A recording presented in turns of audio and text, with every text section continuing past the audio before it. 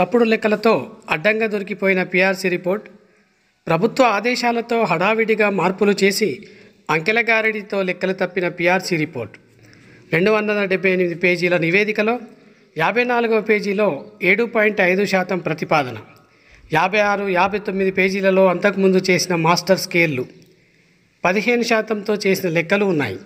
ఉదాహరణకు basic pay 13,000, 1/7/2018 నాటి DA 30.392%, fitment 7.5, 975, total 17,926ను రౌండ్ ఫిగర్ చేస్తే 18,000 మాత్రమే కనీస వేతనంగా సిఫార్సు చేయాలి. కానీ ఫిట్మెంట్ 15%గా లెక్కిస్తే బేసిక్ పే 13,000, 1/7/2018 నాటికి డిఏ 30.392% అంటే 3,951, ఫిట్మెంట్ 15% అంటే 1,950, టోటల్ 18,901ని రౌండ్ ఫిగర్ చేసి 19,000 కనీస వేతనంగా సిఫార్సు చేశారు.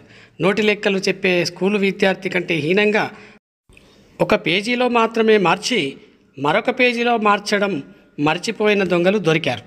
దొంగలను పురమాయించి ఇప్పుడు భుజాలు తడుముకుంటున్నా జనంలో మాత్రం పలుచనాయింది తెలంగాణ ప్రభుత్వమే.